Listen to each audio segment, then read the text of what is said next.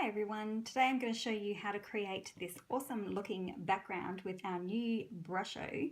I've used this one on watercolor paper, but I always like to try it on another type of paper, so today I'm going to try it on shimmer. The stamp set is a fantastic new one from the new Occasions catalogue coming out in January. So it's called Magical Day, and it is full of these awesome critters. So I think that they are going to be fantastic for not only children but for adults as well. I think everyone needs a little bit of fun and magic in their life, and it comes with matching framelits, so you can see that my wizard here has been cut out really nicely, and also comes with beautiful designer series paper, which is a specialty one.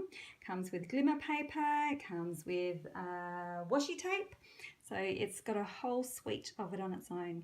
So the background sort of, I think, helps make the card as well. So as I said, I like to try them on different cardstock, so I'm going to be using shimmery cardstock, and I've just taped it down with some painter's masking tape, and I'm really hoping that it's not going to tear my card, because I was just using masking tape before and it tore my card. I was so disappointed. So what we need to start with is just a spritzer with some water, and I'm going to be using the blue Brusho. So if you haven't had a look at the Brushos, they are definitely something that you want on your wish list, because they are just gorgeous. There's so many different techniques that you can use with them. So for this technique today, I'm just going to be liberally spraying water on my shimmer card. I'm not going to chat too much because I do not want that to dry. I want it to activate, because as soon as I sprinkle this gorgeous colour crystals down, they start swirling and making such delightful patterns. Okay, I think that's probably enough. Now the hardest thing about using Brusho is having the patience to wait and see what happens. Might just give that a light, ever so light spray. I don't want to ruin it though, it's hard, because every time you do this it turns out to be something completely different. And I'm scared to put more in it, but I want more blue.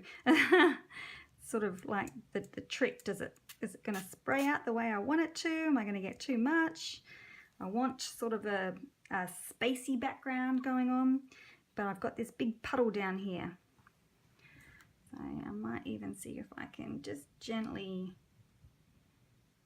fill that in just ever so slightly. And then I think I am definitely going to let this dry naturally. Just see if I can activate a few more of those crystals without making too much of just a plain blue background. I want some little bit of texture going on in there, but as it dries, you will see that taking effect.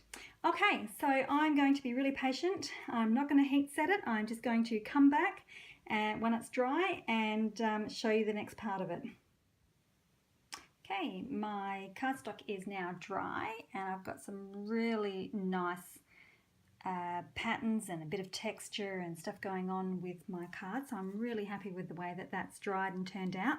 I did come in a few spots, like mainly here where the cardstock is puckered a little bit. You can see that it's got a little bit of a pucker going on. So I did come in and just sort of soak up a little bit of the puddles that were around, just to be quick with the drying time. So the next thing I did in my background was to grab my Whisper White, and I put a drop of white in my lid, and then just with my aqua painter, I'll just make sure that that's nice and clean. Don't want to pick up any other colours in my white. So all I did was drop a little bit of water in my white, so that I've got a little bit of really wet white going on, and then I just flicked that over my background, and it gives a really cool galaxy background space type look without having to go through. I did a video once before on a galaxy background, and mind you, it did have a lot more color in it. It did have lots of pinks and blues and greens and the navy and the white splattered over the top, but this is a whole lot quicker than that and a lot easier as well, so it gives just as nice a look. Now I am going to peel off my tape and hope and cross fingers that this tape isn't going to be stuck to my cardstock, because I did go and purchase some better masking tape. Oh, I've got a little bit of bleeding going on there by the looks. So just going gently and trying to keep it fairly flat when I pull that off. It's always scary. No, I'm tearing a little bit. I don't know that there's a whole lot I can do about that.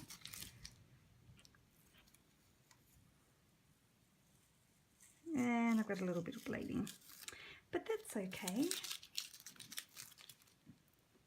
I'm sure that I can still use that. And a little bit of bleeding there. But there is my technique, and I think it looks really quite good on my shimmer card. It sort of brings out, I don't know that you can, oh yep, you can see it in the camera. It sort of brings out a little bit more of my shimmer going on, so I quite like it with shimmer. So there is my shimmer card, and there is my watercolor. This one's done on watercolor, and you can see that gives a really awesome space background, and of course each one is going to be very different every time you do one, so I'll have to go make another card now. So I hope you've enjoyed a little bit more on the Brusho. It's very, very easy to use. So hopefully you'll be popping it on your wish list for the New Occasions catalogue. So we have blue, moss green, gamboge, which is like an orangey colour, brilliant red, and yellow, and all the colours blend beautifully together as well, so that's just a single colour and the effect that you can get for it. You could also do that as an underwater, perhaps without the white speckles on it to be like stars, but you could do that as an underwater theme as well. Okay, thanks very much, and don't forget you can subscribe to my YouTube as well and get notifications of when I pop new videos up. Thanks a lot, bye!